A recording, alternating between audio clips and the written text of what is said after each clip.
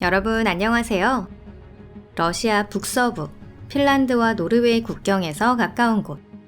그런 곳에 그야말로 지옥의 문이라고 말할 수 있는 무언가가 있다는 이야기를 들어보신 적이 있나요?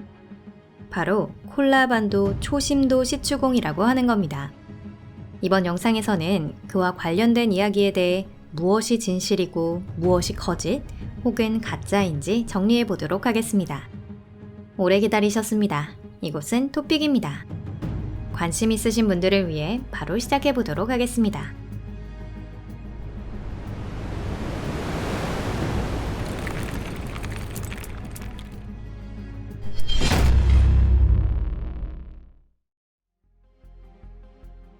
지옥의 문은 어떻게 지어졌나?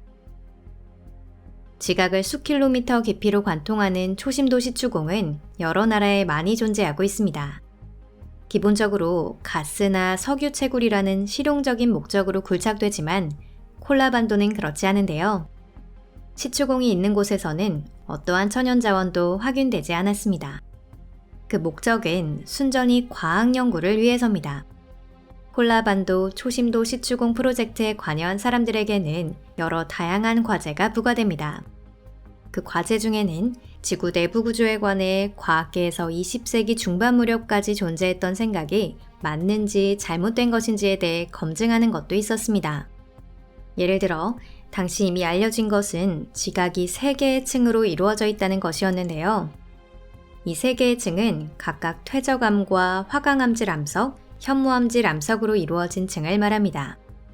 과학자들은 이들 층에 명확한 경계가 있다고 생각하고 그것을 찾아내 연구하려고 했습니다. 또한 광석이 생기는 과정과 지진파의 발생 메커니즘 등에 대해서도 조사를 진행할 예정이었습니다. 콜라반도 초심도 시추공은 세계 최초의 과학 조사를 목적으로 한 굴착 프로젝트는 아닙니다. 그보다도 더 전인 1957년 미국이 세운 모홀 프로젝트는 해저를 굴착하려는 시도를 했었는데요. 하지만 이쪽은 아쉽게도 도중에 좌절되고 말았습니다. 서방 국가들이 자금적인 리스크를 포함한 모든 리스크를 검토하던 중 소련이 먼저 행동에 나섰습니다.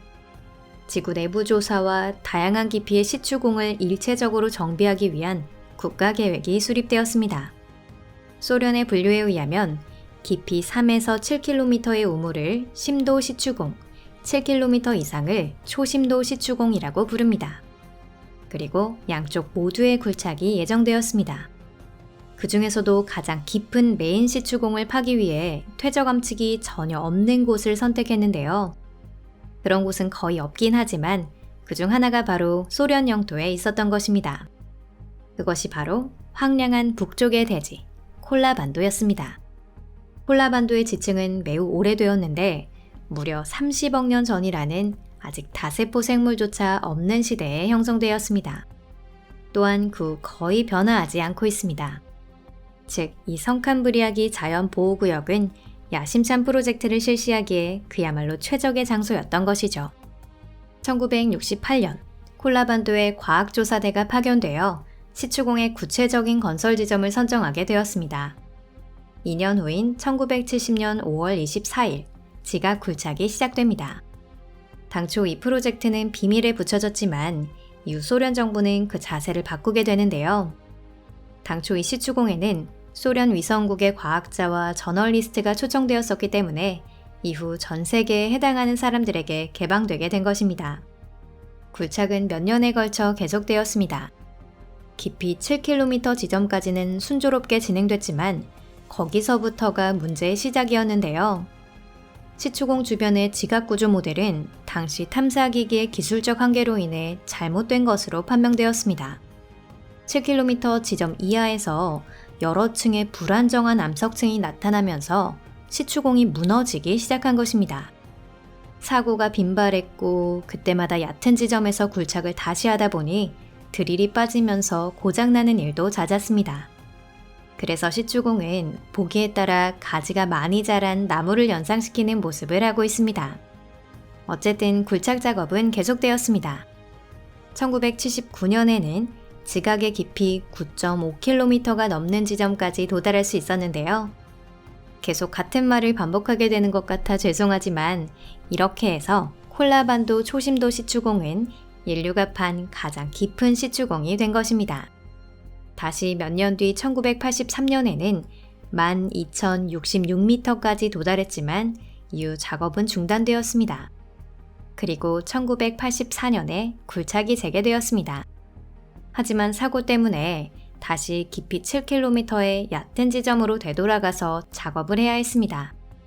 이후 6년 동안 새로 분기된 시추공은 이전 것보다 더 심도에 도달하게 됩니다. 그 깊이는 12,262m였는데요. 또다시 사고가 나 작업이 중단되었습니다. 하지만 이번에는 영원히 중단되고 말았습니다. 1994년 이미 러시아 연방으로 되어 있던 정부는 이 프로젝트를 중단하기로 최종 결정한 것입니다. 이렇게 콜라반도 초심도 시추공의 우여곡절의 역사는 끝이 나고 이후 무수한 공상과 억측이 시작됩니다. 이번 영상의 다음 파트에서는 바로 그러한 사항들에 대한 내용을 다뤄보겠습니다. 퇴마를 할 필요까지 있나? 사람들은 정부가 무언가를 숨기고 있다는 식의 다양한 음모론을 아주 좋아합니다. 소련 같은 폐쇄적인 전체주의 국가가 되면 특히나 더 그런데 곧바로 뭔가 무서운 것, 불길한 것을 숨기려는 의도가 있는 것이 아닐까 하는 말이 돌게 됩니다. 콜라반도 초심도 시추공에 대해서는 이전부터 다양한 소문이 무성하게 돌고 있었는데요. 예를 들어 소련이 이것을 지진이나 화산 폭발을 일으키는 지각변동 무기로 사용할지도 모른다고 주장하는 사람도 있었습니다. 물론 과학자들이 그 주장을 믿지는 않았습니다. 콜라반도 초심도 시추공에 얽힌 가장 뿌리 깊은 페이크는 지옥의 소리를 녹음했다는 얘길 겁니다. 원하시는 분은 이 소리들을 인터넷에서 찾아보실 수도 있는데요. 소리가 정말 섬뜩합니다. 개 중에는 이 소리가 고문당한 죄인의 목소리처럼 들린다는 사람도 있습니다. 이 도시 전설이 퍼지면서 꼬리에 꼬리를 물고 새로운 이야기들이 이어지기 시작합니다.